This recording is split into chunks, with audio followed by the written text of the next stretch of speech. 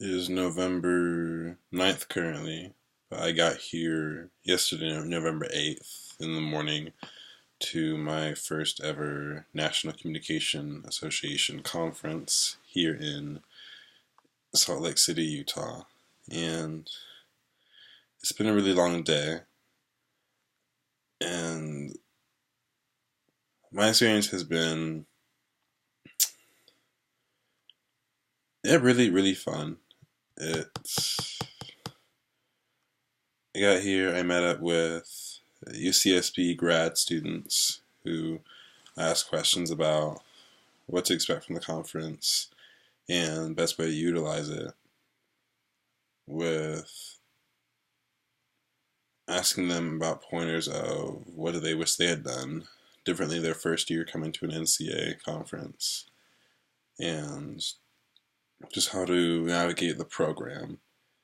And when I got here, I looked at my program schedule that I had made before coming and realized that it didn't save. So when I got to the conference building and tried to look up what I had planned to go to, all the stuff was gone. So I had to scramble and find new talks to go to. So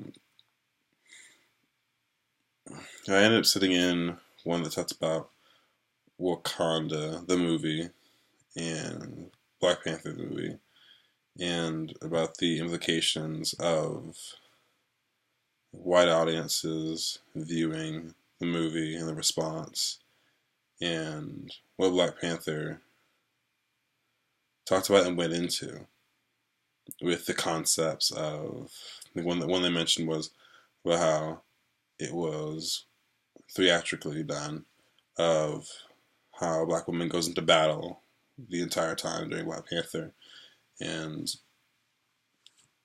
that is a theatrical representation of the reality of a black woman who actually goes into battle every single day. And so one of the panelists up there said that, a black woman who gets into her car and leaves for work every day, she has to go through a battle.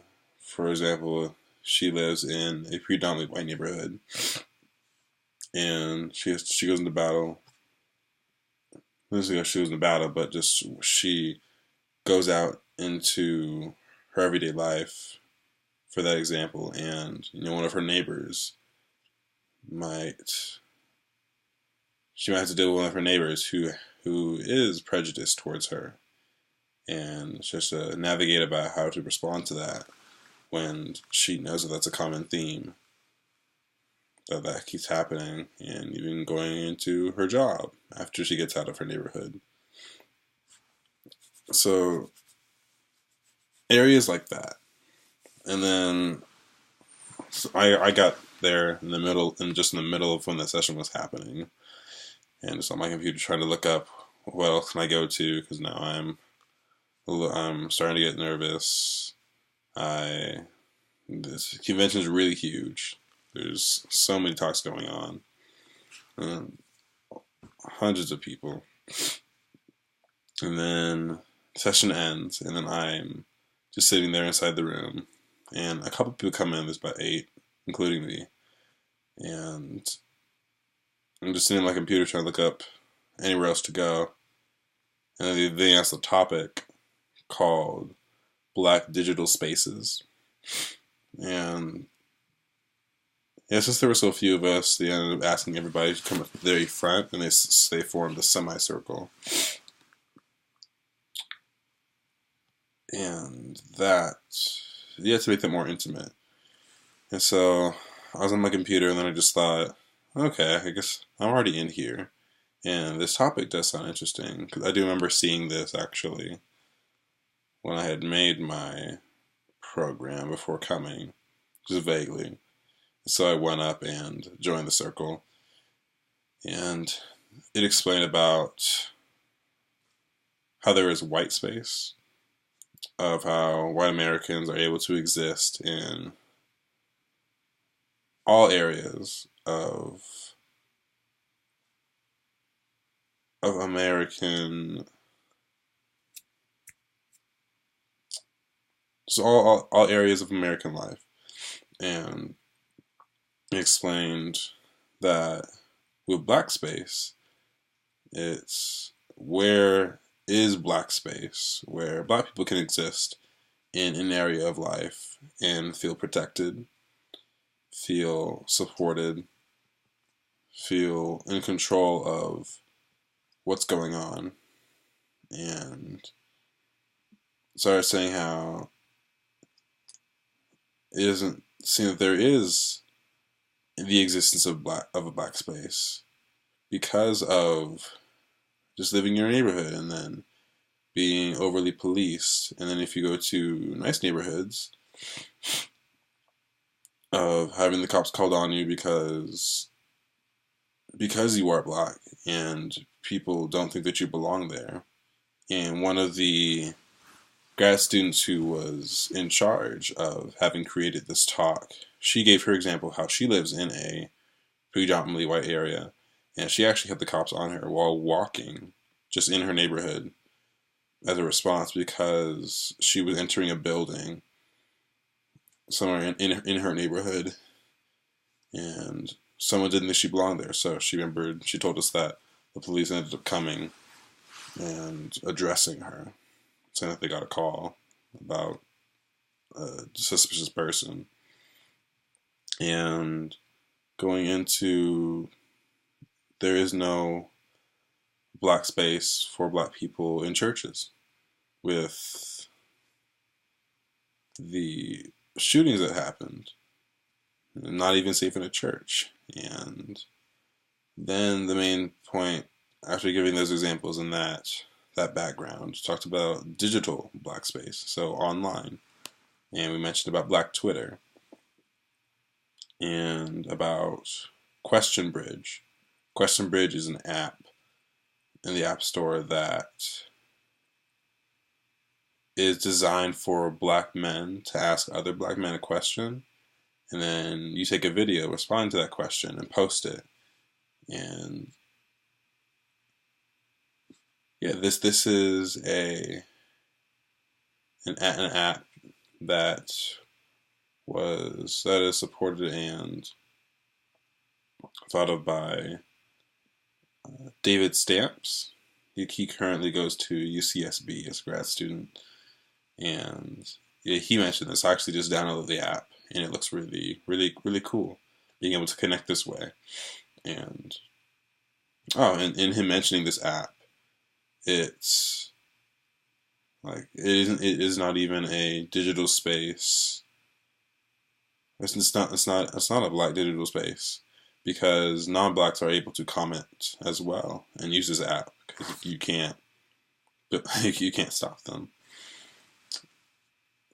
And they're able to post and look at all the different videos that are posted by black men, and they're able to give a response, even though that's not what this app is designed for. The app is not designed for them to give their opinion on what is said, because it's designed for black men to connect and share and be vulnerable. And yeah, so just a lot of questions of, can black digital space transfer to the physical world? And can someone non-black create a black space and support it and have it be for black people? Like, are there boundaries? And so after that, and then I went to the grad school fair, and talked to 6 different colleges and got a lot of information that's helped me really narrow down and think about what I can and want to do. So I went to UCSB, went to Texas Tech, went to Louisiana, went to Illinois, and went to USC. So I went to those booths. Was there another one? I think that's it. yeah, I was able to talk with grad students who are going there currently, and they just explained about their journalism programs and some who didn't have journalism programs, but that even though they don't have the the school that I want to go into, I can use what they do have, and I could possibly get a degree in that later on that can assist me in what I want to do. And that being broadcast journalism, news anchoring. It's already cold. And yeah, after that, I came back, changed, and then went back to the convention and was at a reception. And I I felt really awkward being there, only because I was uncomfortable and didn't know how to interact with people there. Of just walking up and starting a conversation. Is there? It's just multiple different groups of like you older people who are like 40 and up. I'm thinking about my thought was, okay, I don't know if I can walk up to them. I know that's I shouldn't be thinking that way. That stopped me from making connection. So I'm gonna work on that for tomorrow. Technically today because it's 2:40 a.m. because I fell asleep.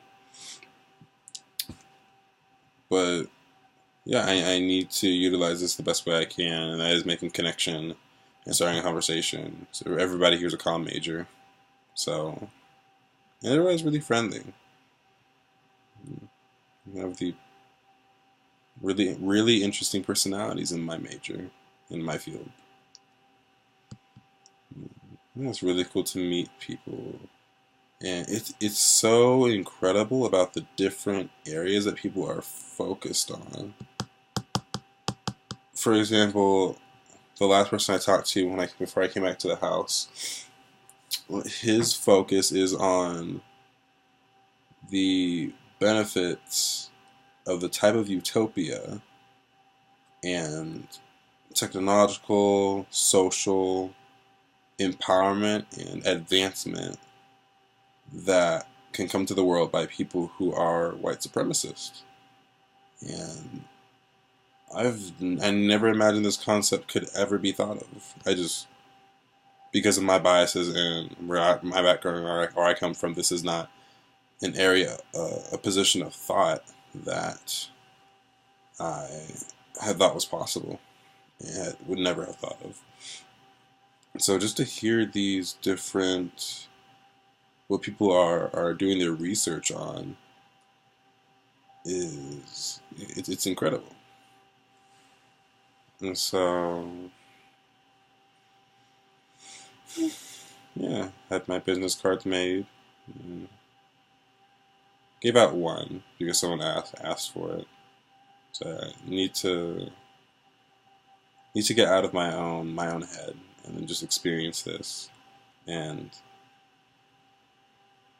put myself on the same